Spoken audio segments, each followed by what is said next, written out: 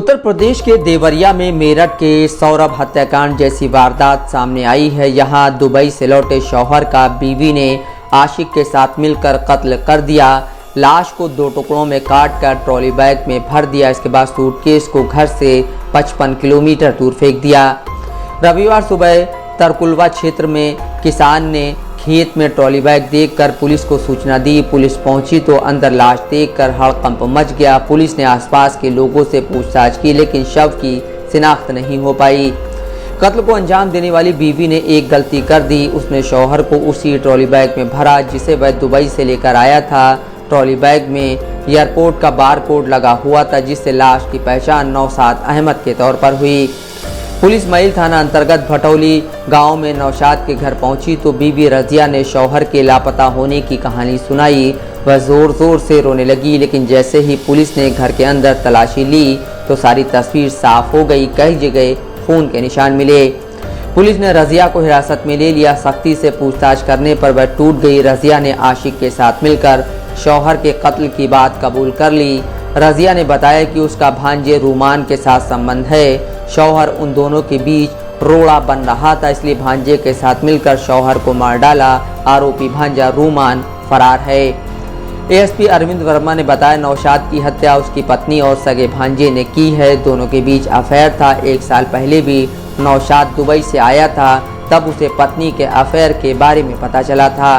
विवेचना के सिलसिले में फिर इनकी पत्नी जो है रजिया सुल्ताना और शिवा है, उनसे पूछताछ करी गई तो उन्होंने अपना जुर्म का इकबाल करते हुए पूरी तरह से बता दिया कि इनकी हत्या में ये खुद भी शामिल रही हैं और साथ में इनके पति का एक भांजा है रोमान और उसका मित्र हिमांशु। ये 3 लोग इस हत्या में शामिल रहे हैं और ये हत्या शनिवार और रविवार के मध्य की रात्रि लगभग 2 बजे के आसपास की गई थी प्री प्लान्ड वे में। और फिर उसके बाद ये दोनों जो रोमान हैं और हिमांशु, ये दोनों रात को उसी में पहुंचे थे। एक बोलेरो गाड़ी प्रयुक्त हुई थी, उससे वो आए थे और हत्या के उपरांत यही ट्रॉली बैग में शव को प्रॉपर्ली लपेट के, और ये दोनों जो रोमान और हिमांशु हैं, इन्होंने चूंकि ये पार्ट टाइम ड्राइवर का काम करते हैं तो ये अपने बोलेरो को लेकर के आए थे, जिसकी हम लोग तलाश कर रहे हैं। और उससे ये वहाँ से बॉडी को लेकर के चले और पुलिस को भरमाने के कारण प्लान बनाते हुए इन्होंने थाना तरकुलवा क्षेत्र में, जहाँ पे फर्स्ट टाइम हम लोग को बॉडी मिली थी, वहाँ इन्होंने इसको डिस्पोज कर दिया था। और इसका पुलिस की टीम ने लगभग 6 घंटे में ही अनावरण कर दिया। और अभी जो इसमें मेन अभियुक्ता हैं रजिया सुल्ताना, जो डिसीज्ड हैं, मृतक की पत्नी है, वो पुलिस ने उनको गिरफ्तार कर दिया है। अन्य 2 अभियुक्त जो मृतक का भांजा रोमान और उसका मित्र हिमांशु, ये हमारे वांछित है, जिनकी पुलिस तलाश कर रही है। हमारी सर्विलांस टीम और एसओजी टीम भी उसके लिए लगी हुई है, थाने की टीम भी लगी हुई है। जल्दी उन दोनों को भी हम लोग गिरफ्तार करते हैं। नौशाद और रजिया की 6 साल की एक बेटी आतिफा है। वारदात के बाद पिता मन्नू अहमद का रो रो कर बुरा हाल है।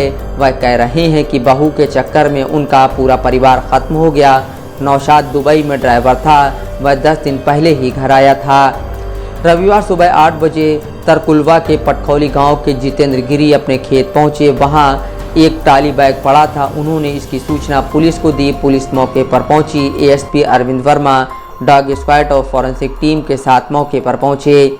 ट्रॉली बैग खोला तो उसमें युवक की 2 टुकड़ों में लाश थी। कमरे से सिर तक के हिस्से को प्लास्टिक में लपेटा गया था। कमर से पैर तक का हिस्सा बोरे में था। सिर पर धारदार हथियार से हमले के निशान थे। पुलिस ने पूरा बैग चेक किया, लेकिन शिनाख्त हो पाए ऐसा कुछ नहीं मिला। इसके बाद एएसपी की निगाह ट्रॉली बैग में लगे बारकोड पर पड़ी। यह बारकोड एयरपोर्ट पर एंट्री के समय लगाया जाता है। पुलिस ने तुरंत एयरपोर्ट के अफसरों से बात की। कुछ ही देर में बैग पर लगे बारकोड की डिटेल से शव की शिनाख्त नौशाद के रूप में की गई। ट्रॉली बैग से कुछ ही दूरी पर एक विदेशी सिम कार्ड भी बरामद हुआ। पुलिस नौशाद के घर पहुंची। रजिया से पूछताछ की। वह पहले तो पुलिस को गुमराह करती रही। पुलिस ने शक होने पर घर की तलाशी ली तो खून लगा एक और सूटकेस मिला। इसके बाद रजिया से सख्ती से पूछताछ की तो उसने अपना जुर्म कबूल लिया। दैनिक भास्कर के मुताबिक पुलिस पूछताछ में रजिया ने बताया कि शनिवार रात नौशाद को नशा कराया। जब वह पूरी तरह नशे में धुत हो गया तो भांजे को बुला लिया। पहले नौशाद की गला दबाकर हत्या की। शव की पहचान न हो पाए इसलिए उसे नुकीले हथियार से छत पे छत किया।